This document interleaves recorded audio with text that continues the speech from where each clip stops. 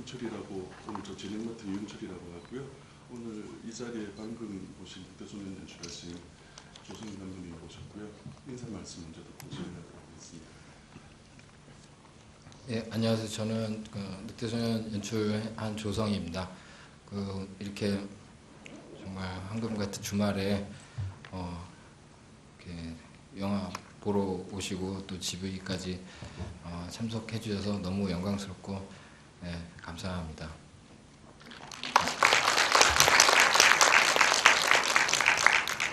오늘 진행은 저하고 감독님하고 한 질문 몇 가지 주고 받고요. 나머지 한 시간으로 진행할 텐데 후반부에는 관객분들한테 마이크를 넘겨드리도록 하겠습니다. 감독님한테 대해서 간략하게 소개를 드리자면요. 서울대학교하고 한국영화아카데미에서 졸업하셨고요. 드문 케이스로 남매의 집이라는 단편 영화로 영화계에 바람을 일으키면서 등장하셨어요. 보통 드문 경우죠. 이 영화가 국내 영화제에서 완전히 호평을 너무 들었고 상도 많이 수상하시고 칸 영화제에도 소개가 됐고 급기야 개봉관에서 사인까지 됐었죠. 그 다음에 이제 아카데미 제작 과정에 다시 들어가셔가지고 첫 번째 장편 영화로 짐승의 끝을 찍으셨고요. 그 다음에 상업 영화 쪽으로 넘겨가서 오늘 보신 늑대 소년을 내놓으셨어요. 이 영화는 작년 10월 31일에 개봉 기록을 보니까 개봉했던 걸로 되어 있고 그 당시에 660만 정도 관객이 모았던 걸로 되어 있고 방금 보신 확장판이 나중에 12월경에 영화가 워낙 성공을 거둬서 12월경에 확장판이 다시 상영이 돼서 확장판도 제가 어제 또 보니까 40만 정도 관객이 들었다고 기록이 되어 있더라고요. 그래서 아마 700만 정도가 본 영화를 아마 오늘 다시 보는 자리였습니다. 먼저 이틀 전 벌어진 백상 예술대상에서 이 영화로 신인감독상을 수상하셨거든요. 네. 이틀 지난 이야기지만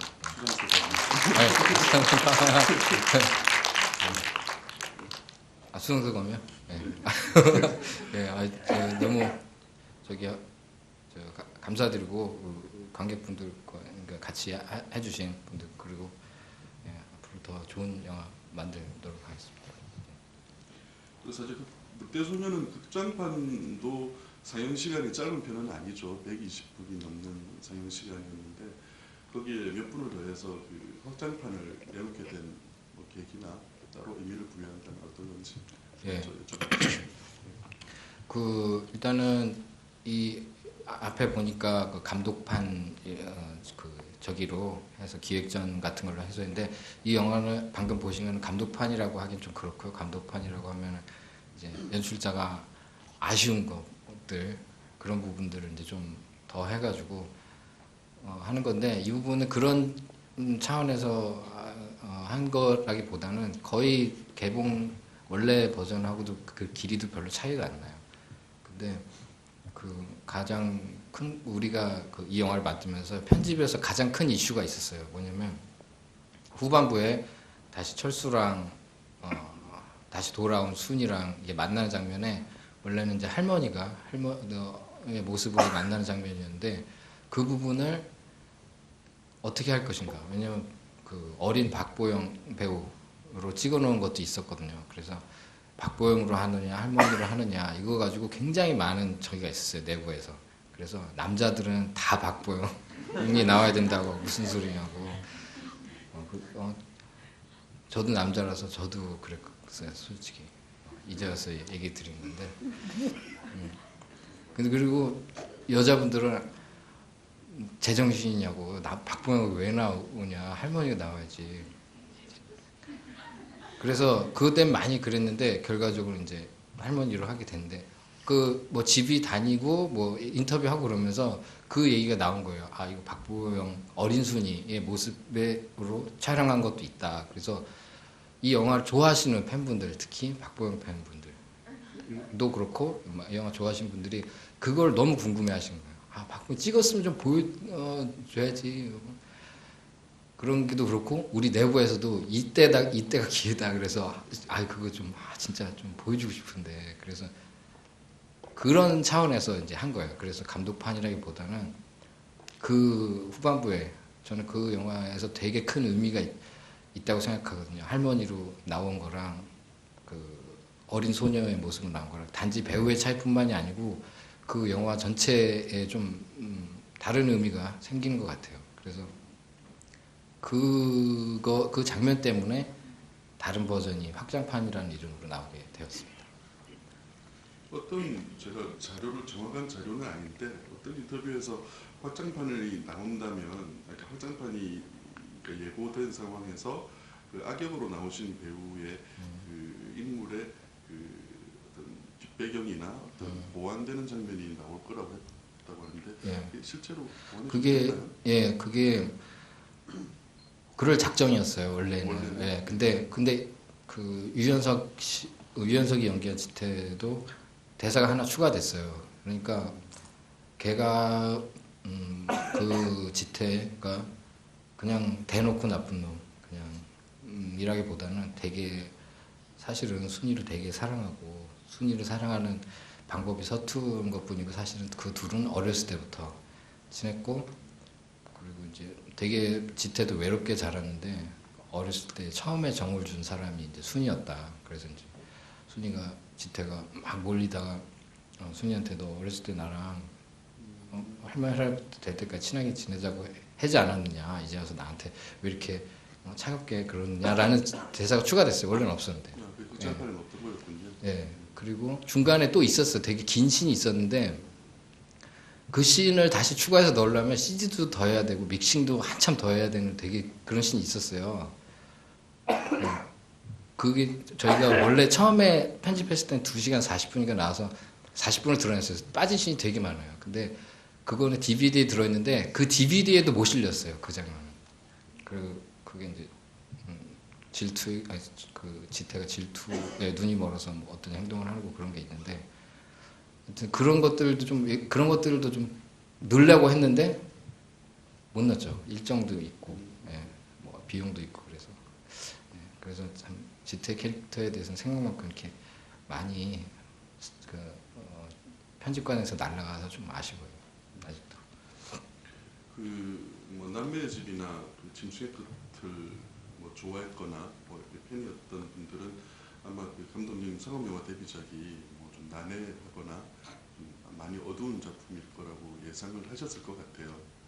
근데 정작 나온 영화는 상당히 매끄럽게 잘 만들어진 상업영화였단 말이에요. 그래서 어떤 면에서는 그 상업영화를 데뷔를 하시면서 좀 두 편 영화와 좀 거리를 두고 싶었던 것이 아닌가 하는 생각도 들거든요. 네. 근데 저는 그러니까 늑대소년을 만들 때는 이제 여러 가지 복합적인 이유가 있었어요. 뭐 인터뷰에서는 뭐 가족들이 볼 수 있는 근데 그것도 있고 사실 여기 우리끼리 하는 얘기인데 이제 다음 영화를 좀 해야 되잖아요. 그래가지고 다음 영화도 짐승의 끝 같은 거 하면 이것도 그런 식으로 하면 이제 다음 영화 저는 다른 일을 하게 될 것 같아가지고 이제 수명을 연장시키기 위해서 그 영화 감독이라는 직업에 그런 것도 있고 그리고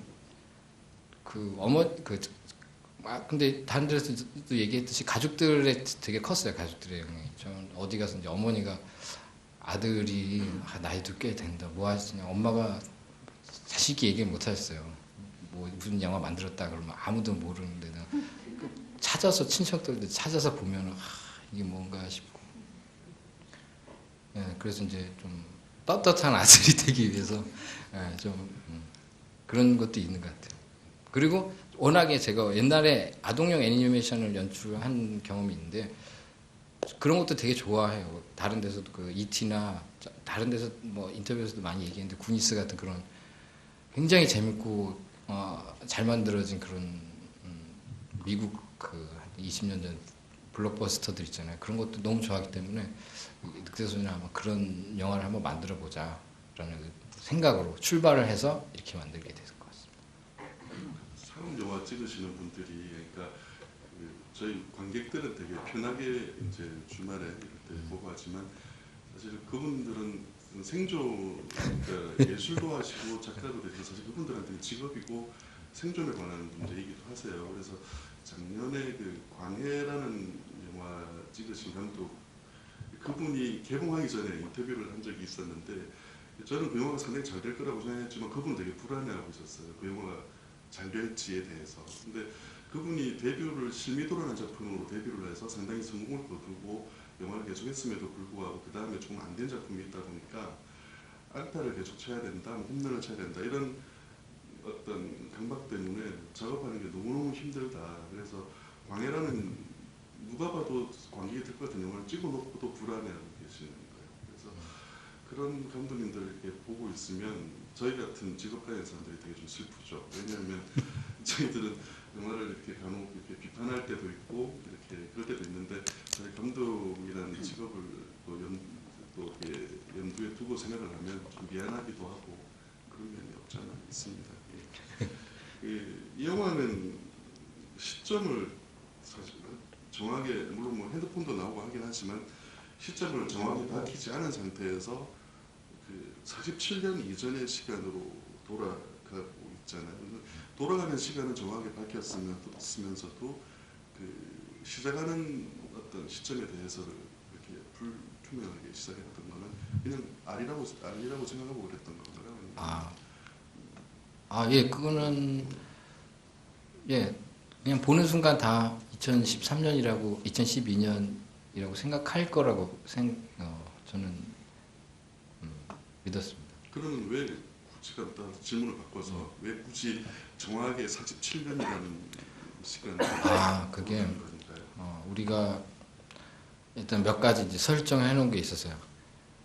할머니, 처음에 할머니가 나오고 오랜 세월 할머니 그 할머니가 지금은 어떤 여자로서의 그런 것들이 다 화석화된 그런 할머니가 나오고 과거의 추억은 아직 어른이 되지 않은 소녀였으면 좋겠다. 그래서 지금의 할머니가 과거의 소녀일 때 그리고 그 할머니가 그 소녀 시절에 지냈던 곳으로 가면서 자기랑 똑 닮은 딸이든지 그 자식을 데리고 갔으면 좋겠다라고 생각을 했어요. 그래서 그런 거를 이제 계산을 해보니까 옛날에 18, 19 그 정도였으면 지금 몇 살이겠다. 근데 한 가지 걸린 게 손녀가 그러면 손녀까지 있으려면 정말 시집을 빨리 갔어야 되는데 23살, 23, 그 딸 아들도 23세 결혼을 해야 되는데 이게 되나 싶었는데 그거는 그냥 영화적으로 그냥 저렇게 빨리 결혼했어 아들이? 라고 그런 걸 용서해 주실 것 같아서 네, 그래서 그냥 이것저것 생각할 때 47년이 나와요. 그때 대략 한 65년 정도 되는 60? 사실 감독님 생년이 밝혀도 될지 모르겠지만 79년생이신데 무려 한 10여 년 전에 어떤 시대 배경이고 실제 영화에 나오는 어떤 시간을 보면 제가 딱 그 해에 태어났거든요. 근데 보면 비슷한 부분도 있고 되게 가상도 있고 되게 섞여 있단 말이에요. 물론 뭐 미술하시는 분이나 이런 분들이 많이 이렇게 도움을 주셨겠지만 감독님께서 기본적으로 그 시간 65년이라는 60년대 중반이라는 시간에 대해서 어떤 시각으로 접근을 하시는지. 예, 이 영화는 스토리 자체가 저는 만화책 같은 스토리라고 생각하거든요. 그래서 미술도 미술이나 의상 그리고 모든 장면, 그 풍경이나 그런 것들이 우리가 이제 처음에 회의를 할 때 그 칠판에 딱 써놓은 게 있어요. 뻥 70, 현실 30 이렇게 딱 써놨어요. 그래서 그 과장되고 좀 말도 안 되지만 좀 그래도 좀 이렇게 그런 거 좀 허구가 한 70% 그리고 그래도 근데 완전 별나라 얘기는 아니고 한국적이고 그 시대적인 걸 한 30 정도 이렇게 하자. 그래서 그런 걸로 출발을 해서 사실 말이 고증으로 치면은 말이 안 되는 것 투성이에요. 처음부터 끝까지. 네, 그렇지만은 그것보다는 영화적으로 이 영화답게 그런 식으로 작업을 했습니다. 모든 스태프들이. 고증이나 이런 것보다 어떤 가상에 더 비중을 두고 작업을 하시거든요. 예, 그렇죠. 이 영화를 이렇게 보면 이제 어떤 인물의 중심을 두느냐에 따라서 이 영화를 읽는 게 거의 이제 많이 나뉠 것 같아요. 그러니까 그 순이라는 인물한테 어떤 중심을 주게 되면 저는 좀 이해가 안 되는 부분이긴 한데, 그러니까 어떤 여성의 어떤 판타지나 어떤 사랑에 대한 판타지로 이 영화를 읽는 쪽이 있고, 또 어떤 그 철수라고 이름 붙인 늑대 소년의 어떤 중심을 두게 되면 그 60년대 중반에 우리나라가 근대화가 딱 이제 뭐 경제개발 5개년 계획 뭐 이런 식으로 근대화가 시작되는 시점으로 봤을 때 어떤 순수라는 것이 그 근대화 과정에서 희생을 당한 게 아닌가 하는 그런 게 읽힐 수도 있는 거거든요. 그 두 가지 관점 중에 어떤 게 감독님 원래 의도에 더 가까운지 궁금합니다.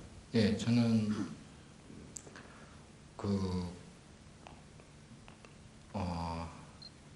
굳이 얘기하자면 이제 전자죠. 예, 이제 그 일단 순수한 사랑, 그리고 지금은 별로 하기 힘든 그런, 그러니까 지금도 그렇지만 뭐 좀 그냥 사람하고는 좀 하기 힘든 그런 사랑에 대해서 그리고 싶었어요. 그러니까 그거밖에 없었어요. 되게 때묻지 않은 순수한 사랑인데, 그 시대 같은 거는 사실 원래는 아줌마였어요. 아줌마가 자기 아들 데리고 오는 거였는데 철수랑 닮은. 그래서 저게 철수 애인가 아닌가 좀 뭐 그럴 수도 있는 그런 걸로 해서 그런 거였는데, 그것보다는 좀 할머니가 낫겠다. 세월이 주는 무게감도 있고 해서 한 거. 그래서 이제 60년대 난 거지 뭐 그런 것 때문에 한 건 아니었어요. 그 일본에서 나온 애니메이션 중에 늑대아이라고 하는 애니메이션이 있었잖아요. 우리나라에서 비슷한 시기에 개봉을 했었는데 보셨? 예, 봤습니다. 그럼 그게 좀 비슷한 오버랩되는 부분이 있었겠네요. 예, 저는 되게 그 영화 보면서 너무 재밌었는데, 예, 그 오버랩. 예. 만약 그 아이가 데려오는 아이가 그 아들이라는 그런 설정까지 있었다면 거의 비슷한. 예, 그랬을 수도 있을 것 같아요. 예.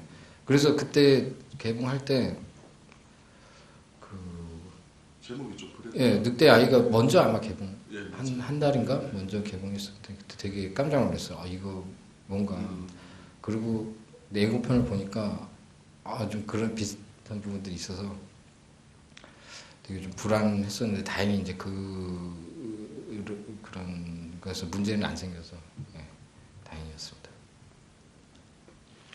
그 감독님 영화에서 전자편에 자꾸 전자 이야기를 자꾸 하게 되는데, 전자에서 보면 그 짐승이나 짐승의 뭐 유사한 그런 존재들이 소녀나 그런 어린 소녀나 다 그런 그 여인한테 다가오는 경우가 많은데, 그때는 되게 위협적인 그런 존재였잖아요. 근데 그 보통 그 뭐 장르 영화에서 우프맨 같은 경우도 상당히 위협적인 그런 존재인데, 여기에서 보면 뭐 식물을 가꾼다든지 아니면 음악을 좋아한다든지, 그래서 그 기존의 장르하고도 좀 다르고, 감독님의 전작에서 나온 어떤 짐승들의 전작에서 짐승이 바로 나오진 않았지만 어떤 짐승화된 사람이나 이런 것들하고도 좀 거리가 많이 멀어졌다는 느낌이 들어요.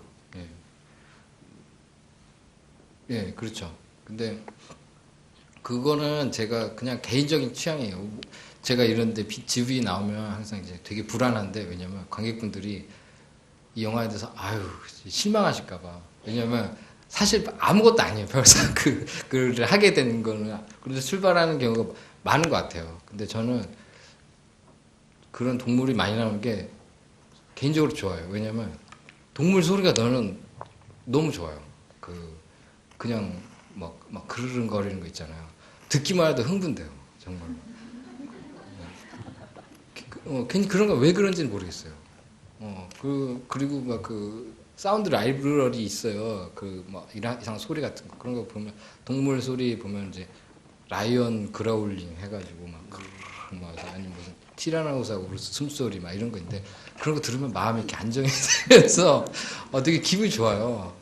그래서 그 영화에 괜히 넣고 싶은 거예요 그런 거. 네. 그래서 그런 것 같아요. 그래서 우리 이거 처음에 시나리오 쓸 때도 제 책상에 예쁜 영화인데 괴물 소리가 들리는 영화 딱 그렇게 써놨어요. 그런 영화를 쓰자 해가지고 네, 사실 듣고 보면 별거 아닌데 죄송합니다. 하여튼 네. 지금 순소리 듣고 편안함을 가지는 쉬운 일은 아니죠. 좀 불안해야 되는데 감독님들이 좀 특이한 분들이 많으세요. 저는 이 정보를 잘 모르는 상태에서 영화를 보러 가는 걸 다 그렇겠지만 좋아하고 굳이 뭐 캐스팅 이런 걸 들어도 뭐 모른 척 넘어가는 편인데 뭐 송중기라는 배우라는 사람에 대해서 뭐 후보를 떠나서 그분이 이 영화의 주연 늑대 소년이라는 역할로 캐스팅됐다는 게 저는 좀 놀라웠어요. 근데 결과적으로 보면 상당히 전 캐스팅이 잘 된 경우라고 생각하는데 어떻게 해서 되게 예쁘장한 배우잖아요. 그런 배우를 캐스팅하게 되었는지요? 예, 그 철수는 되게 필요한 저기가 되게 정확히 있었어요. 일단은 다른 인터뷰에서도 많이 얘기했는데 남자랑 어떤 소년 경계에 있는 사람, 아저씨도 아니고 어린애도 아니고 하여튼 그런 미묘한 관계에 있는 사람이 필요했어요. 그리고 딱 보기에 선해 보이는 그런 되게 순수해 보이는 그런 면이 있는 사람이 필요해서 이미지적으로도.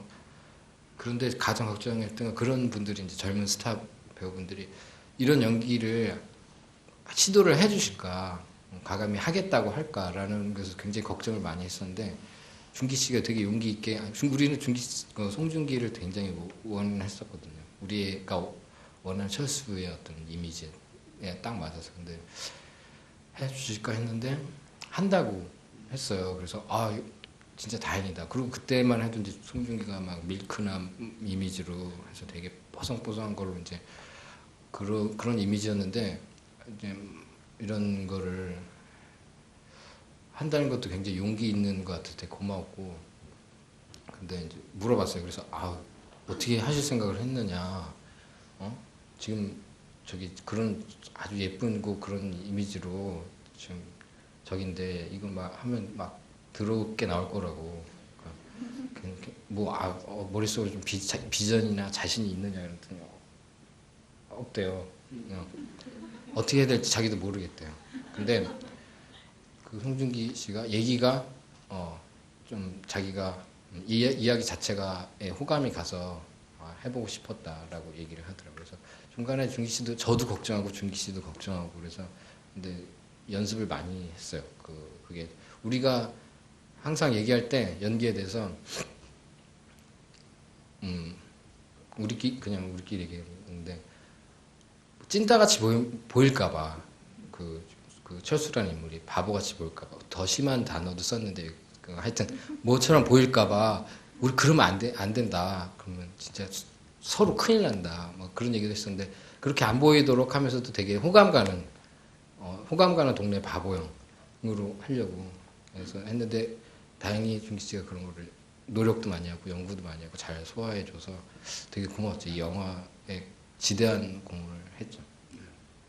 그 크레딧에도 나오지만 극중에 경찰 역할로 나왔던 이준혁 씨라고 있어요. 보셨죠 방금 경찰로 나오는 그분 뭐 애니멀 타운 이런 영화에서 좀 개성 있는 역할을 많이 하시는 저는 개인적으로 되게 좋아하는 배우인데 그분이 송중기 씨의 마임 트레이닝을 하셨다는 크레딧에 나오는데 그 말은 늑대 연기를 그분이 지도를 하셨다는 이야기예요. 네, 그렇죠. 어떻게 해서 그분이 같은 배우면서 그분이요 되게 대단한 분이에요. 그분이 아마 미스터고라고 좀 있으면 영화 나오는데 그 고릴라도 그분이 하셨어요. 그리고 무슨 데이터베이스 있어요. 한국 디지털 뭐 좀 거기 보면 이제 몬스터들 막 걸음이나 그런 동작들 아니면 게임에 나오는 그런 몬스터 있잖아요. 거의 그분이 다 하셨어요. 되게 그런 거에 있어서 몸을 쓰는 거에 있어서 굉장히 많이 알려지지 않은 권위자 분이십니다. 그래서 그분이 준기 씨한테 디테일하게 뭐 여기선 이렇게 해, 뭐 이걸 가르치는 게 아니고 다른 나와를 다른 존재의 호흡을 익히기 위해서 기본적으로 해야 될 것들, 뭐 리듬이 다르잖아요. 사람이랑 동물이랑. 예를 들어서 고양이 같은 경우는 이렇게 가다가 이렇게 하다가 갑자기 딱 멈췄다가 다시 이렇게 가는 경우가 이런 것들, 그러니까 기본적인 호흡이 다른데 그런 것들을 중점적으로 이제 준기 씨한테 가르쳤어요. 그래서 몸을 쓰는 거에 대해서. 그래서 그 분이 없었다면은 아마 이 영화가 잘 이렇게 안 나왔을 것 같아요. 뭐 이렇게 유명한 배우도 아니고 이렇게 주연을 하시는 분은 아니고 강조 역할을 많이 하시는데요. 아마 오늘 이렇게 그 말씀을 듣고 이렇게 한국 영화 이렇게 근래 나온 걸 보시면 의외로 아마 상당히 많은 영화에 출연하고 계시다는 걸 알게 됐고요. 저도 몇 년 전에 애니멀 타운에서 되게 인상이 깊어서 이제 기억을 했는데 그 후로 영화 볼 때마다 나오는 거예요, 이분이. 그래서 이건 개정파 연기자 정도로 알고 있었는데 방금 말씀 들어보니까 아주 색다른 면모가 또 있었군요. 예, 뭐 저희 말씀은 좀 더 지루해지면 안 되니까 이 정도에서 살짝 마이크를 객석으로 올려볼까 합니다. 그래서 그 질문이 있으시면 아시죠? 손들기 하시면 그 저희 마이크 전달해 드리도록 하겠습니다. 누가 첫 번째 질문을 하시는지요? 가운데 오고 계신 분이 하시는 것 같았는데 손을 안 드시네요. 네, 이쪽 앞쪽에 전달 좀 해주십시오. 고맙습니다. 첫 번째 질문해 주시는 분이 저희한테 주셔주네요.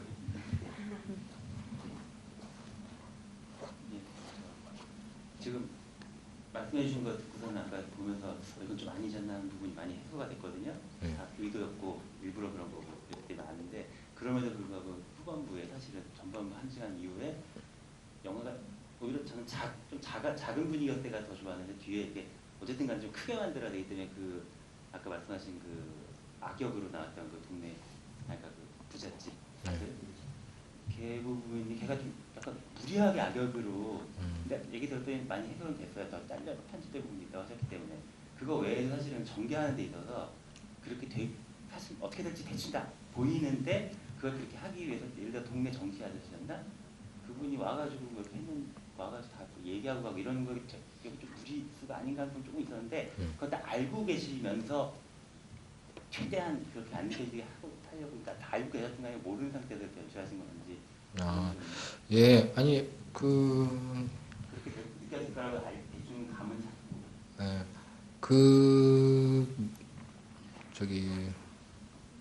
그런 부분이 그렇게 무리하게 비춰지지를 몰랐어요. 저는 최선을 다했거든요. 안 무리하게 보이려고. 근데 그거는 이제 뭐 제가 실화를 잘 못 써서 그런 건데, 근데 이제 저는 그러니까 다른 얘기를 좀 드리자면, 이 영화는 영화마다 이제 무드가 있잖아요. 어떤 영화는 예를 들어서 이런 거 여기 놓여 있는 거 하나가 중요한 영화가 있고 어떤 영화는 이런 것보다 다른 게 중요한 영화가 있으니까 무슨 말씀을 드리려고 하냐면 같은 배트맨이 있어도 같은 혹성 탈출이 있어도 팀 버튼이 만든 배트맨 같은 영화가 있고 그다음에 크리스토퍼 놀란이 만든 배트맨 같은 영화가 있거든요. 근데 영화는 어떻게 해야 되고 어떻게 해야 된다는 그런 건 없는 것 같아요. 어떻게 없고 그 영화에 맞는 분위기를 타면 된다고 생각하거든요. 마찬가지로 이 지태 역 캐릭터도 굉장히 평면적인 캐릭터예요. 어떻게 보면. 그리고 딱 나올 때부터 나 나쁜 놈이야라고 얼굴에 써 있잖아요. 처음에 이사 올 때 등장할 때부터 막 질병증이 씹고 이런 거 보면 저는 좀 그런 맛이 또 있다고 생각하거든요. 영화에 보면 그 옛날 서부 영화들 보면 막 인상 막 쓰고 딱 나오자마자 이렇게 아무 말 없이 총질하고 그런 게 있었는데 그런 것도 보는 맛이 있어요. 아 나왔다 드디어 악당. 씨, 언제 한번 쟤랑 대결을 언제 대결하지? 막 이런 게 있어요. 근데 그런 영화도 있고 그 악당조차도 사연이 있고 굉장히 저기가 있고 저기가 있고 그 악당도 관객들이 어떻게 할 수 없는 도덕적인 저기가 있고 이런 영화도 있는 것 같아요. 그래서 우리 이 늑대소년 같은 경우는 좋게 말하면 굉장히 동화 같고 만화 같은 영화라서 좀 그렇게 한 면이 없지 않아 있어요. 그러니까 제가 좀 말을 좀 그렇게 못 드리겠는데, 예. 어쨌든 악이 있고 선이 있을 때 어디에 더 풍성함을 부여하느냐에 따라서 읽어지는 부분이 달라진 것 같아요. 예를 들어서 이 영화 같은 경우는 선이라는 부분에 되게 많은 부분을 투자를 하고 있고 시간을 부여하고 있고 그에 대해서 많이 보여드리고 있어요. 그 대신에 악이라는 부분에 대해서 풍성하게 설명하거나 그러진 않죠. 근데 말씀하신 게 무슨 말씀인지 알겠어요. 악이라는 게 되게 풍성해지면 선은 저절로 드러나게 돼 있거든요. 근데 그런 경우는 조커 같은 경우죠. 그러니까 배트맨 시리즈에서 그 조커, 그러니까 옛날 그 팀버튼에서 조커나 그 나중에 논란의 조커에서도 보면 오히려 주인공보다 조커가 훨씬 우월한 위치에 있는 거죠. 그런 풍성함으로 인해서 그 배트맨이 더 쉽게 읽혀지는 그런 부분도 있지만 방금 감독님 말씀했지만 또 다른 면으로 그게 꼭 답은 아닌 것이 물론 답이라고 말하는 좀 이상하긴 하지만 그 리마빈 같은 경우에요. 서부 영화 같은 거에서 그러니까 리마빈 같은 사람 그런 사람은 등장하는 순간 악당이에요. 그러니까 리버티 발란스에서 온 사나이에서 리마빈이라는 사람에 대해서 배경 지식 하나도 없고 그 사람 무슨 출신이고 말하라고 하지 않아도 존 웨인 건너편에 있는 저놈 나쁜 놈이 돼 있는 거예요. 그런 식으로 악과 선을 드러내는 방법도 있다는 거죠. 그래서 어떤 굳이 어느 게 더 좋다, 어느 게 더 덤잡이다는 저도 모르겠어요. 영화에 어떻게 효율적으로 쓰이냐의 문제인데 저는 이 영화에서 만약 그 지태인가요? 그 악이라는 인물에 너무 많은 시간이 부여됐다면 저는 오히려 선이 풍성해진다기보다는 조금 이렇게 갈라서는 그 인물에 집중하기가 더 좀 곤란하지 않았을까라고 개인적으로는 생각하는 편입니다. 예. 네. 아까 말씀하셨는데요. 저는 앞에 전작 두 개를 단편 특히 그렇게 인상 깊게 봤기 때문에 오늘 처음 봤어요. 그때 더 충격적이었거든요. 앞을 봤기 때문에 다른 작품을 봤기 때문에 그때 보면서 그 단편 보고 나서 이런 스타일 단편을 만들면 진짜 끝내주겠다라고 생각을 했는데 전혀 다른 분위기 영화잖아요. 그래서 아까 왜 이렇게 만들어졌는지 가족 얘기도 하시고 하셨기 때문에 이해가 되긴 하는데 그런 류의 영화를 만드실 계획이 당연히 있죠. 예. 나중에 그 다음 작품 이야기를 꼭 다음이 아니고도 네. 그거 저희 안 하겠다는 건 아니 너무나 기대가 되거든요. 그런 쪽으로 하면 진짜 아주 정말 끝내주는 게 나을 것 같아요. 네, 저도 여러 가지 영화를 만들고 싶어요. 그러니까 그런 영화도 만들고 싶고 또 정말 더 절절한 어떤 그런 감정적으로 오는 그런 가족 드라마 같은 것도 만들고 싶고 또 저는 꿈이 있어요. 저는 어린이 영화를 정말 명품 어린이 영화를 만드는 게 꿈이에요. 근데 말씀하신 그런 남매집 같은 것도 만들고 싶고 그렇습니다. 우연히 짐승의 끝에 첫 집의를 제가 진행했었어요. 그러니까 몇 년 전에 진행했는데 그때도 저도 똑같은 질문을 했었습니다. 그러니까 그게 어떻게 보면 감독한테 어떻게 보면 좋은 건 아닌 것 같아요. 그런 태도로 감독을 푸시하는 거는. 그러니까 사실 남매의 집이나 오히려 충격은 남의 집이 더 컸죠, 사실은. 그러니까 그것 때문에 어떤 감독한테 어떤 그런 걸 가지게 되고 그런 걸 또 원하고 저도 그런 의미로 그때 질문했었을 때 그때 의외의 대답을 하셨어요. 그때 이미 한 3년 전에였는데 다음 작품 그때 아마 이 작품 진행이 본격적으로는 아니고 그냥 어느 정도 어렵게 들어가실 때였는데 되게 소프트한 말씀을 하셔서 저도 그때 이미 놀랐었고 어느 정도 예측을 한 상태에서 영화를 보게 됐었는데 너무 어떤 감독에 대해서 그러니까 좀 관객 입장에서 푸시하는 거는 조금 부담스럽죠, 그렇죠?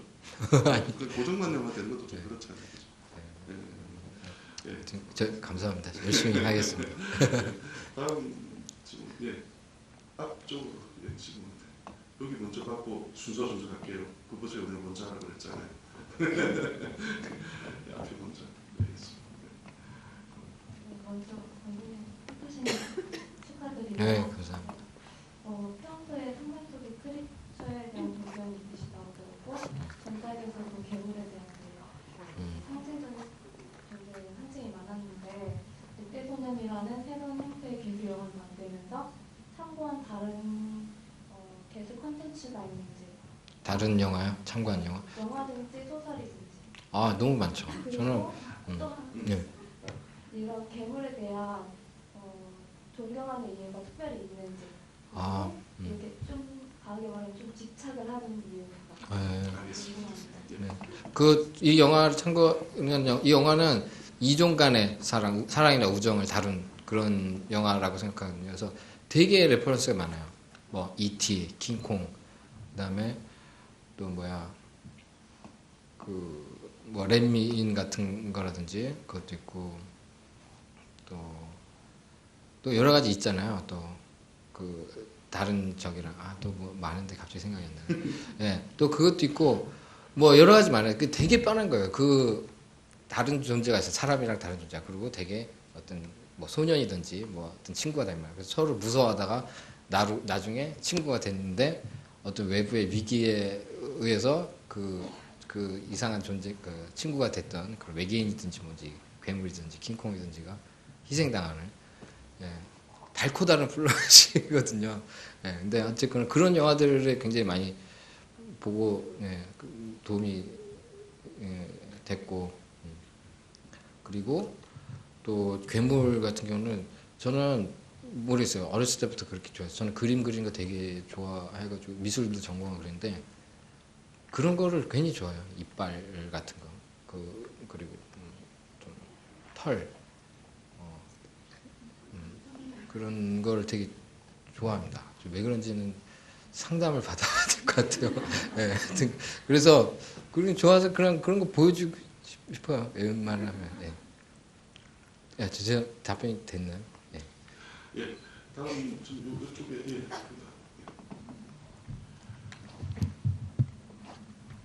저는 우선 감독님 영화를 굉장히 좋아하는 팬 중 한 명인데요. 감독님 영화가 아까 말씀하셨던 것처럼 약간 그 남매식이나 그 짐승의 끝이나 그 늑대소년이 굉장히 이렇게 차이가 있다고 말씀을 하는데 저는 이 세 영화를 관통하는 되게 하나의 감독님의 독특한 스타일이 있다고 저는 생각을 했거든요. 근데 그게 이제 약간 배우들 연기에서 저는 그걸 봤어요. 그러니까 저가 그냥 개인적으로 생각을 하는 건데, 그러니까 남매질이랑 늑대소년이랑 둘이 약간 두드러지는 부분이 있는데, 그러니까 연기를 물론 잘하는 배우들이 있기 때문에 연기가 굉장히 그런 것도 있겠지만, 그 감독님이 디렉팅을 하실 때 뭔가 요구하는 뭔가 특별한 무엇이 있기 때문에 생겨나는 약간 뭐 경극 같기도 하고 만화적인 그런 요소들이 있다고 저는 생각을 했어요.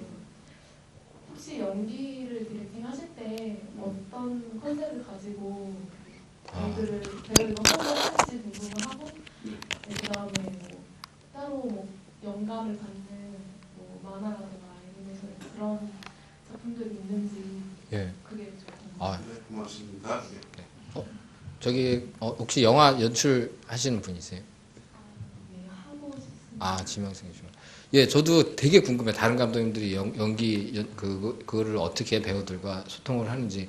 근데 저는 현장 경험이 없어, 그 연출부 경험이 없어가지고 다른 감독님 하신 거 못 봐서요. 되게 견학을 한번 가고 싶을 정도로 되게 궁금하거든요. 그리고 가장 힘든 문제인 것 같아요. 배우들과 얘기하는 게. 근데 저는 요령이 없어서 그런지 수단과 방법을 가르잖아요. 그러니까 그 배우에 맞는 거. 예를 들어서 아역 같은 경우는 되게 그냥 나 따라해라고 그래서 그대로 따라하게 만들고, 그다음에 좀 창조적인 거 혼자 하기를 원하시는 분들은 그냥 놔둬요. 기술적인 것만 얘기하고. 아무 말도 안 하고. 근데 그리고 또 대화를 많이 하기를 원하시는 연기자분들한테 이제 계속 얘기를 하고 그러고 잘 안 돼. 뭐 내가 생각한 말 잘 안 되면 그냥 디테일하게 눈 그렇게 깜빡이지 마시고요. 이렇게 깜빡이 주세요. 말을 안녕하세요, 안녕하세요 이렇게 하지 말고 안녕하세요 이렇게 끝 올려주세요. 이렇게 하면 되게 배우들 짜증 내거든요. 근데 그렇게 해서라도 해요. 왜냐면 현장에서 그 시간이 지나면 그건 영원히 화를 남는 거기 때문에 뭐 체면 차리고 할 시간이 이거 없어요. 그래서 뭐 특별한 방법은 없어요. 그냥 어떻게 하면 될까? 그래서 이런저런 방법으로 하고 그다음에 또 질문 있으셨나요? 어떤 애니메이션? 어떤 애니메이션? 저는 교과서가 있어요. 저희 교과서가 도박묵시록 카이지랑 20세기 소년하고 영화는 살인의 추억. 그거는 거의 그냥 거의 저 성경처럼 저 보고 있습니다. 예. 알겠습니다. 뒤에 계신 분, 마이크 좀 해주시겠어요? 답변이 됐나요? 네. 답변이 조금 아쉽지만. 아직 나중에 올라가서 네. 추가로 질문 안 해보십시오. 저 감독님 영화 잘 봤고요. 저는 결말 부분에 대해서 궁금한 게 하나 있었는데 원래 극장 개봉판에서는 마지막에 그 할머니 순이가 나오잖아요. 근데 아까도 감독님께서 말씀하셨듯이 할머니 순이가 등장하는 거랑 그 어린 순이가 등장하는 거랑 차이가 있다고 말씀하셨는데 그게 어떤 차이인지도 좀 구체적으로 듣고 싶고요. 그 영화 초반부에 그 할머니 순이가 나왔을 때 할머니 순이의 남편이 안 나오잖아요. 그래서 그거는 어떤 의도로 하신 건지 좀 말씀 듣고 싶어요. 예. 일단은 그냥 할머니가 나왔을 때는 처음부터 이제 헛간에 들어가면서부터 그리고 영화 처음부터 할머니가 나오기 때문에 그 영화의 화자가 할머니잖아요. 그래서 관객들이 만약에 좋게 보신 관객 분들이라면 이 영화를 좋게 보신 그 할머니한테 감정이입을 할 것 같아요. 그래서 철수를 볼 것 같아요. 그래서 철수가 나를 기다려줬구나. 어디 안 가고 안 됐다. 안 됐지만 너무 고맙기도 하고 딱하기도 하고 너무 감격스럽고 관객이 할머니가 돼서 철수를 볼 것 같아요. 근데 머리를 쓰다듬고 하는 순간에 이제 어린 소녀로 바뀌잖아요. 그러면 관객분들이 그 둘의 관계를 볼 것 같아요. 그러니까 철수를 보는 게 아니고 예전에 옛날에 이랬었지. 이런 애들이 있었지. 그래서 시점의 차이가 좀 나는다는 느낌이 들었고요. 그다음에 할머니 남편이 없는 거는 할머니 남편에 대해서 진짜 맹세코 지금 처음 생각했어요. 남편이 있나? 있을 수도 있고 없을 수도 있을 것 같아요. 어디 잠깐 회사에 계실 수도 있고 돌아가셨을 수도 있는데 근데 별로 관심이 없을 것 같아요. 저도 관심이 없었네요. 이제 그러고 보니까. 조금 전에 질문하셨던 앞에 분 질문하셨던 연기 지도와 관련해서 제가 들었던 거를 말씀을 드리자면 늑대 소년과 상관없이 말씀드리자면 한국의 90년대 후반 이후에 등 데뷔하신 감독들의 특색이 있어요. 그러니까 예전처럼 도제 시스템 감독분들이 아니에요. 그러니까 감독님도 마찬가지지만 학교에서 공부를 하고 졸업 영화 찍고 데뷔하시는, 그러니까 현장을 거치지 않은 감독분들이 대부분이죠. 실제 작년에 로맨스조 만든 이광국 감독 정도를 빼고는 어떤 도제를 거친 감독이 거의 없습니다. 그러다 보니까 어떤 문제가 생긴지 저는 전혀 몰랐던 사실인데 작년에 올 초에 어떤 한국 영화 다시 보기 전에 거 하는 거 있잖아요. 그때 한예종의 김홍준 감독이자 교수님이 오셔서 항상 오신 감독분을 초빙해 가요. 그러니까 10편 선택하면 10편 한 감독들을 다시 한예종으로 가서 한 번 더 프레스를 한번 더 가집니다. 근데 그때 가장 많이 나오는 질문이 그거라고 그래요. 그러니까 저는 궁금했어요. 한예종에서 공부하는 사람들이 뭘 궁금할까 했는데 그거예요. 뭐냐면 이분들이 현장에서 배우들하고 작업을 해본 경험이 없다 보니까 막상 작업을 할 때 감독인데 배우를 두려워하는 거예요. 그러니까 왜냐하면 자기가 뭐 다른 주감독을 하면서 다른 감독들 이렇게 막 지시하는 거 보면 저렇게 하면 되겠다고 하는데 막상 자기가 감독이야. 근데 예쁘장한 배우 남자가 여자가 왔어. 그럼 이 사람이 어떻게 할 줄 모르는 거예요. 사인을 못 보내는 거예요. 그래서 그게 너무너무 불안해하고 있다는 거죠. 지금 그러니까 어떤 도제 시스템이 아닌 그런 시스템이 나오는 감독들이 그런 거에 대한 곤란을 아주 심하게 겪는답니다. 그래서 그 프로 감독들이 가면 그 질문을 가장 많이 한대요. 어떻게 배우와 소통하느냐. 근데 그게 되게 과제인가, 뭐 저희들은 전혀 이제 저희 같이 보는 사람들은 잘 못 느끼는 건데 연출하는 그 지금 신인 감독 되시려고 하는 분들한테는 상당히 이제 과제인가 보더라고요. 그래서 근데 뭐 감독님은 뭐 워낙 연출이 아니 이제 저도 그렇습니다. 현장 가면 네. 이제 저는 그 좀 이렇게 소심한 감독님들은 저를 포함해서 눈치를 봐요. 촬영 기사님 기분이 좋나 안 좋나. 저 배우가 오늘 어제 잠을 좀 못 잤나. 그래서 이제 뭐 얘기할 때도 촬영 기사님한테 딱 23mm로 잡았어. 그러면 제가 볼 때 그 그림이 아니야. 50mm로 잡았으면 좋겠어. 그러면 저 기사님 50mm 잡아도 아니에요. 뭐 그러면 이제 뭐 어떻게 하고 싶으면 그리고 배우한테 똑같아요. 그렇게 하지 마시고 이렇게. 근데 되게 어려워요. 진땀 빼요. 너무 다 뭐 아역들만 빼고 아역들은 그 막 이렇게 투정 부려도 그냥 무섭진 않아요. 근데 다른 분들은 되게 좀 두려워요. 얘기하는 게. 여러분들 그러니까 영화계 아니신 분들은 이제 감독이 옛날 의자에 앉아서 뭐 다리 꼬고 앉아서 야 저 뭐야 뭐 이런 거는 그런 경우는 거의 없는 것 같아요. 그냥 가서 이제 빌고 좀 어떻게 한번 안 되겠습니까? 이렇게 한번 부탁드릴게요. 뭐 이런 식. 그래서 그러다 보니까 뭐 이상한 소문들도 많아요. 그러니까 뭐 여러분도 다 알고 계시는 아주 역사적인 데뷔작 중에 어떤 영화는 뭐 촬영 감독이 다 찍어줬다 이런 영화도 사실은 뭐 소문이지만 실제 존재합니다. 그러니까 뭐 근데 그게 뭐 감독이 뭐 모자라서 그런 게 아니라 사실 현장을 경험하는 사람이 뭐 대배우들 뭐 대촬영 감독하고 있으면 사실 그런 수밖에 없지 않았겠나 하는 생각을 저도 뭐 벌거벌거 하게 되는군요. 예, 저기 시간이 좀 흘렀는데 한 두어 분 정도 갑자기 이쪽 먼저 듣고 이쪽 계신 분. 예. 네, 우선 영화 잘 봤고요. 감독님께서는 아까 이영철 평론가님도 짚고 넘어가셨던 부분인데 처음에 뭐 남매의 집이나 짐승의 같은 독립 장편이나 편들을 만드시다가 작년에 이 6대 소년이라는 작품을 통해서 처음으로 상업영화 전선으로 넘어오신 건데 그 두 현장을 전부 다 경험해 보셨잖아요, 감독님은. 그래서 감독님께 가장 와닿았던 그 두 현장 간의 차이점은 무엇인지 궁금합니다. 네. 일단은 학생 영화는 사람이 별로 없잖아요. 그래서 일이 너무 많아요. 정말 잡무가 진짜 살인적이에요. 네. 그래서 되게 그 학생 때 영화 이 감독이 그냥 그런 마음에 이런 것까지 해야 돼 라는 생각을 매일 했었어요.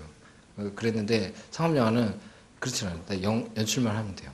되게 그 대신에 제 뜻대로 할 수 있는 게 줄어들어요. 다 설득을 하고 다 소통 저기를 하고 그래야 되기 때문에 말은 더 많이 하는데 일은 적게 하되 정신적으로 좀 더 노동을 하는 것 같아요. 예, 학생 작품은 제가 다 하니까 말 별로 그런 건 없어요. 그게 좀 차이였던 것 같아요. 저는 근데 편하기는 학생 작품이 더 편해요. 왜냐면 그냥 하면 되니까. 근데 그거는 정말 비정상적인 시스템인 것 같아요. 학생 작품 그런 식으로 하는 거는. 영화를 정말 관객들이 보기 위한 상품을 만들려면 그런 방법은 안 되고 많은 사람들하고 이렇게 전문가들하고 고통을 받아서 하는 게 정상적인 것 같고 그렇게 해야 된다고 생각합니다. 네, 아까 이쪽에 바로 뒤에 계신 죄송합니다. 제가 헷갈렸네요. 다음에 드리겠습니다.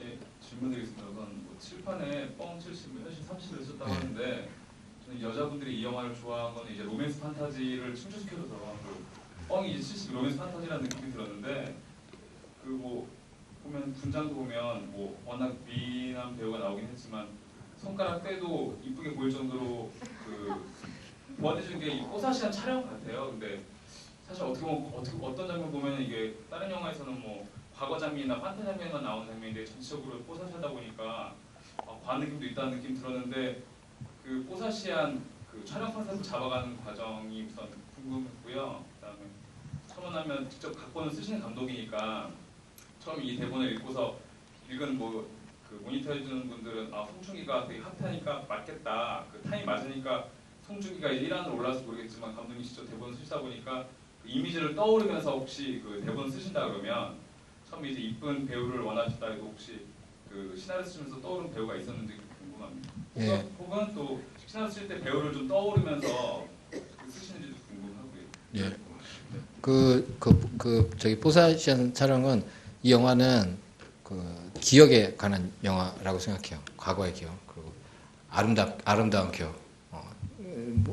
기억은 이제 적이잖아요. 그래서 이 영화 통째로 저는 플래시백이라고도 볼 수 있는데 뭐 그것뿐만 아니고 영화는 색깔이나 이런 것들이 좀 부드러웠으면 좋겠어요. 근데 진짜로 미국의 어떤 그런 진짜 잘된 영화처럼 부드럽게 하려면 엄청나게 돈이 들어요. 그렇게 하려면. 근데 우리는 싸게 어떻게 가라로 하기 위해서는 필터를 끼우는 방법밖에 없었거든요. 그래서 그거라도 했죠. 근데 좀 이거 좀 영화를 이렇게 과하지 않나라는 저기도 있었는데 사람이 어떤 영상물을 보면 10분이 정도 지나면 그 피로감 때문에 어떤지 까먹어. 관심이 없어지는 것 같아요. 무의식중으로 그냥 느낄 뿐이지 계속 약간 뽀샤시하네라는 거는 이제 잊어먹게 되는 것 같아서 그냥 그렇게 좀 위험하지만 그렇게 했고요. 그 다음에 저는 쓰면서 개인적으로 누구를 떠올리면서 쓰지는 못해요.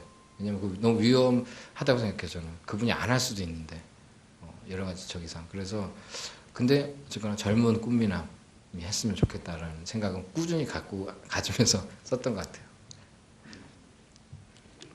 제가 한 3년 전에 이거 처음 들었잖아요. 이 얘기 들었을 때 그때만 해도 제가 TV를 안 봐서 그때만 해도 송중기 씨가 한 분명히 그때 아마 성균관 스캔들 하고 뭐 그래서 이제 차츰 이제 인지도가 올라가는 그런 때였었던 것 같아요. 앞에 아까 가운데 예.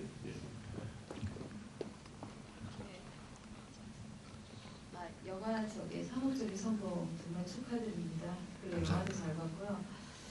딸 하나 가지고 있는 40대 중으로서 영화를 보면 그래서 감동도 했고 사랑하면 나이 들어가는 거에 대한 어떤 환상을 많이 심어주는 영화 같아요. 근데 이제 마지막에 가면서 그러니까 이쁜 애니메이션 뭐 이런 느낌 이쁜 쪽으로 이렇게 흘러가니까 육대손이 거주했던 축사 우리도 이게 뭐 식물이 그득하고 이러니까 굉장히 원래 제가 생각해도 좀 더 리얼한 고약한 리얼까지는 다르지 않아요. 리얼은 별로 안 좋아합니다.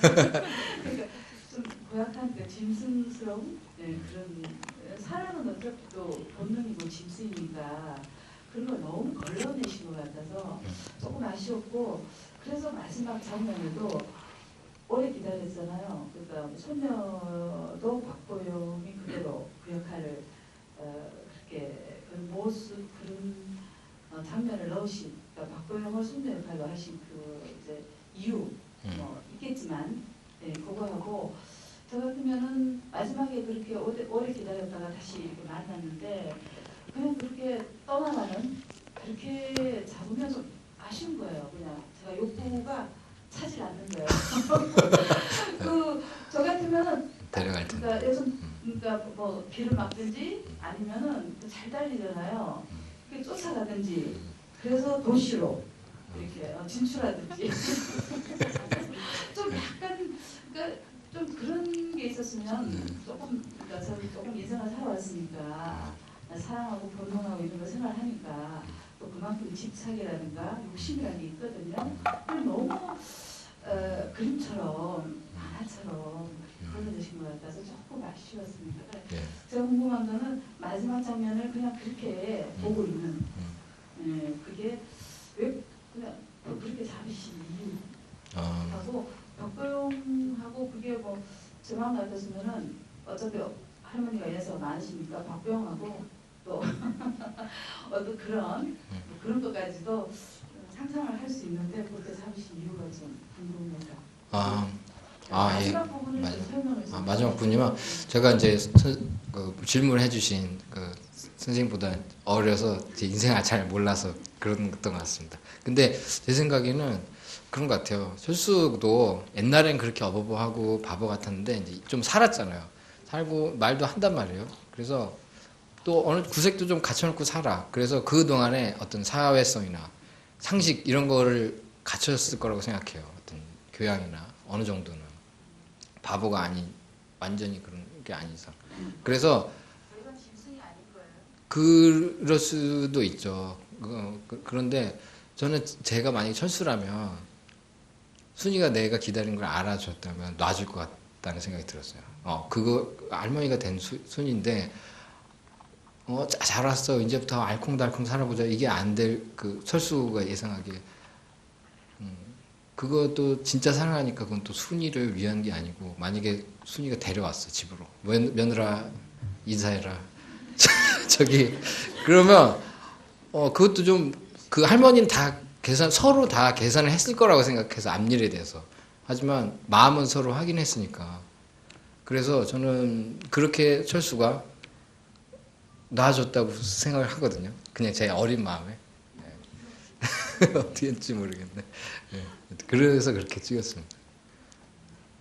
이 영화를 가장 좀 이상하게 본 사람이 저였던 것 같은데 사실은 저는 이제 이 영화의 시간에 대해서 되게 관심이 많았었는데 이 영화를 자꾸 물론 감독님도 로맨스라고 말씀하시고 근데 이제 영화를 읽은 거는 이제 관객의 몫이죠. 근데 제가 보기에는 그러니까 60년대라는 시간은 되게 중요한 것 같아요. 무슨 말씀이냐면 그 관객분도 아마 나이가 40대여서 알고 계시겠지만 한국에서 근대화를 거치면서 이 영화의 어떤 슬픔은 근대화 과정에서 나오는 슬픔인 거거든요. 사실은 왜 늑대라는 소년과 이 사람이 맺어지지 못하는 이유가 근대라는 거와 연결이 되어 있다는 거죠.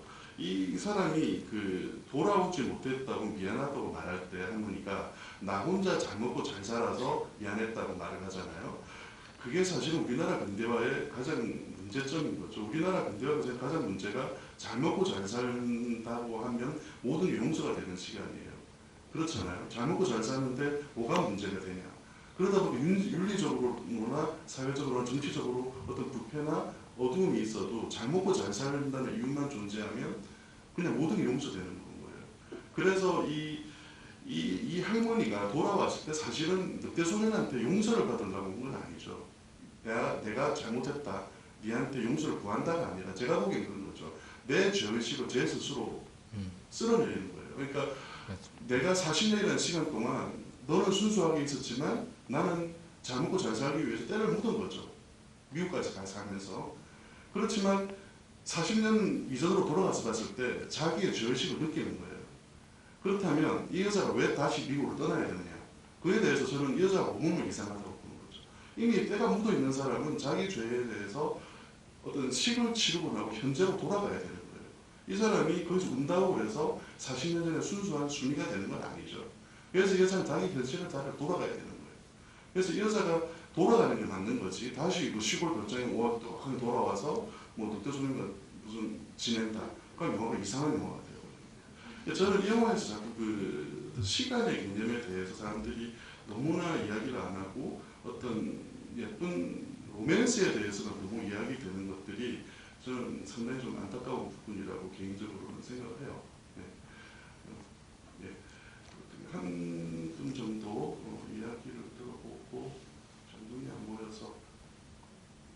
질문이 없으시면 그래. 있나요? 죄송합니다. 여기 한 분. 예. 마지막 질문입니다. 예. 저 시간 늦었는데 끝까지 이제 질문 드려서 아니요. 저는 그런데 이제 처음 보고 그리고 다른 작품을 본 적이 없어서 여성들의 사랑에 대한 선택 이런 거라고 생각을 했다기보다 이게 이성 간의 사랑이라기보다 오히려 부모가 자식에게 주는 사랑 혹은 좀 이렇게 말하면 이상하지만 주인이 사랑하는 동물에게 주는 사랑 같은 느낌이라고 생각을 했어요. 그래서 이렇게 그렇게 생각하다 보니까 철수는 사실 짐승과 인간 사이인 존재인데 좀 더 인간이라기보다 짐승적인 존재라고 생각을 하게 됐던 것 같습니다. 그런데 그래서 이거를 보면서 혹시 나중에는 철수가 말도 하게 되고 약간 아까도 말씀하셨다시피 교양도 좀 가지게 되었다 이렇게 말씀하셨는데 그 영화 속에서 철수가 맨 처음에 등장했을 때 학습하는 능력 그런 게 한 어느 정도 수준이었다고 생각하신 건지 궁금합니다. 네, 저는 정상인이었다고 생각해요. 그런 능력은 머리가 나쁜 건 아닌데 배움의 기회가 없어서 그렇게 혼자 어렸을 때부터 갇혀 살아서 그렇게 됐지 사실 태생적으로 저능한 건 아니라고 생각을 했어요. 그리고 그렇게 설정했었고요. 근데 이제 저는 이 영화에 대해서 마지막이니까 말씀드리는데 오늘 이 영화 또 집이가 더 언제 있을지 몰라서 근데 말씀드리는데 저는 이 영화가 여성들의 판타지인가 싶어요. 저는 제가 썼지만 아니 약속을 해서 기다리고 그다음에 자기 한 저기만 바라보고 이게 뭐 그렇게 큰 적입니까? 판타지입니까? 그리고 그런 얘기 맞춤형 여성들 중년 여성 그런 얘기도 있어요. 중년 여성 맞춤형 영화. 근데 그런 말을 한 사람들은 대부분 남자예요. 근데 그분들 솔직히 그냥 우리끼리 아닌데 그분들 컴퓨터에 남자들 판타지 채우는 거 많을 겁니다. 근데 네. 아니 근데 저는 좀 그래요. 저는 이해가 안 돼요. 그리고 그게 남자가 저렇게 손해 보는 미친 장사가 어딨냐. 이런 것 같아요. 저는. 그래서 저는 그거는 좀 이해가 안 돼요. 이 영화는 그리고 지금도 누구의 여자의 판타지를 충족시킨 영화라는 그거는 생각 안 해요. 저는 말씀드렸듯이 철수와 순이의 관계는 되게 복잡해요. 엄마 아들의 관계일 수도 있고 선생과 제자 관계일 수도 있어요. 또 되게 친한 친구 관계일 수도 있다고 생각하거든요. 그래서 하여튼 말 나온 김에 그런 변호를 남배집이 최초 공개된 게 전주였나요? 예, 전주. 제가 감독님 첫 작품 봤던 순간을 잊을 수가 없어요. 그러니까 전주영화제에서 공개 안 돼요. 저는 그때 전주영화제에서 우리나라에 최초 공개가 됐고 그 다음에 곧 바로 칸에 가서 상을 하셨는데 저는 하필이면 그때 다른 영화제 심사하면서 감독님 작품을 받았어요. 너무 화가 나는 거예요. 왜냐하면 제가 심사하는 영화제가 전주영화제 다음이었어요. 내 영화제에서 감독님 영화를 먼저 틀고 싶은데 전주영화제 상 주지, 칸에서 상 받지. 그러니까 심지어 이제 제가 심사하는 영화제에서 감독님 영화를 틀지 말자라는 말까지 나오는 거예요. 그러니까 왜냐하면 너무 많은 영화제에서 상을 타면 사실은 프레시함이 떨어지니까. 그럼에도 불구하고 저는 이 영화가 너무너무 좋았었고 같이 심사했던 사람도 고집을 피워서 결국 상영도 되고 했지만 어쨌든 감독님 영화를 처음 봤을 때 떨렸던 순간은 잊을 수가 없고 지금도 아마 가장 좋아하는 영화 중에 한 편이 감독님 영화예요. 근데 이제 늑대소년이 나왔을 때 이제 그런 사람들 중에 많은 분들이 실망도 하고 그랬다고 그러는데 저는 이제 글을 쓰는 사람이면서도 저는 좀 특이한 부분이 하나가 좋으면 전체가 좋았다고 생각해요. 어떤 영화적인 순간이 저를 끌어들이거나 어떤 주제가 저 마음에 쏙 들면 저는 그 영화를 좋아합니다. 이 영화가 오글거린다 이런 사람도 일부 보기 있지만 저는 영화에서 가장 좋아하는 거는 그런 것 같아요. 그러니까 이 기다려라는 말을 하잖아요. 근데 이 기다려라는 말이 극 중에는 멈추라는 거죠. 그러니까 멈추라고 하지만 이게 중의적으로 뒤에 가면 점점 뜻이 바뀌어서 나를 기다려라는 뜻으로 바뀌는 거죠. 그게 왜 제가 말씀드리냐면 그 베를린이라는 영화에서도 저는 왜 아무도 그 이야기를 안 하는지 저는 이해가 안 되는데 우리나라 근대사의 어떤 슬픔은 약속을 지키지 못한에서 비롯된 게 근대사의 슬픔이에요. 비록 그 정치인뿐만이 아니라 부모나 자식 아니면 선생님이나 제자들 간에 모든 사람들이 관계에서 약속을 안 지키는 데서 벌어지는 게 저는 현대사의 비극이라고 생각을 하거든요. 근데 베를린 같은 영화도 약속을 지키지 못한 남자의 이야기잖아요. 그게 저는 역사의 슬픔이라고 생각을 해요. 이 영화도 마찬가지죠. 이 영화에서도 보면 이 여자는 분명히 약속을 했어요. 나는 돌아오겠다고. 그렇지만 이 여자는 물론 결과적으로 돌아오긴 했지만 돌아오지 않았었죠. 그죠? 그래서 이 영화에서 저는 그 어떤 자기가 눈사람을 자기가 아빠한테 받았던 동화책을 안 읽고 줬던 이유는 그거죠. 너가 나중에 이 이야기를 낼 때 들려달라. 다시 자기가 돌아왔을 때. 근데 자기도 잊고 있는 순간에 나중에 40년 후에 그걸 알게 된 거잖아요. 그래서 이 영화에서 저는 그런 것들, 그 변하지 않고 기다려주는 거의 가치라든지 아니면 시간은 사실 되돌릴 수 없지만 우리가 순수했던 순간에 언제 한 번 정도는 갈 수 있다고 생각하는 그런 믿음.